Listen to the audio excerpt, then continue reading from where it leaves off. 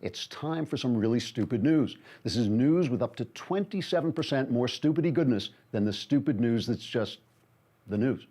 Let's begin with word from Saudi Arabia that women in that country are finally going to be allowed to drive. The liberalizing move comes hot on the heels of the nation's abolition of slavery in 1962.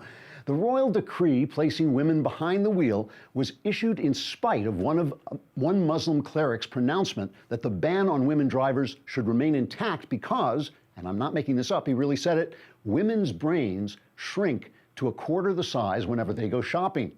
But the science deniers in the Saudi court wouldn't listen to the man, and they gave women the car keys anyway. So now a bunch of quarter-brain girls peering out through the narrow slits in their burqas will be careening around the roads like pachinko balls. But in light of the obvious dangers, the Saudis have decreed the women will only be allowed to drive in Jewish neighborhoods. Then there's a story torn from the pages of social media, which has no pages because it's social media. Twitter announced that it will now double the number of characters that will be allowed in each tweet from 140 to 280.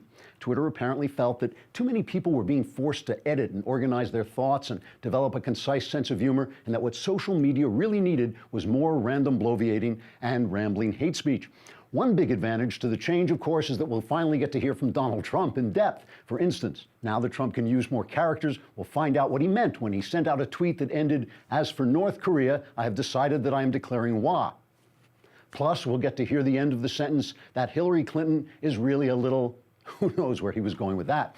Finally, the New York Times, a former newspaper, has been working hard lately to make it seem like 20th century communism was really great. The ideology was responsible for at least 100 million murders, which is even more people than Donald Trump killed when he criticized the NFL.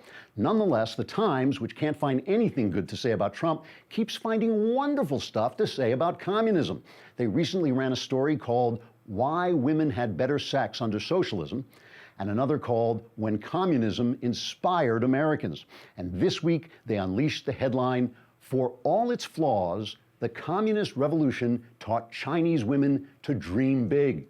Its flaws, of course, included mass murder, forced starvations, and torture and imprisonment for dissent. The big dreams of women were to get the hell out of there and come to America so they could wrap fish in the New York Times. That's the stupid news, and if the news isn't stupid enough for you, just wait. Trigger warning, I'm Andrew Klavan, and this is The Andrew Klavan Show.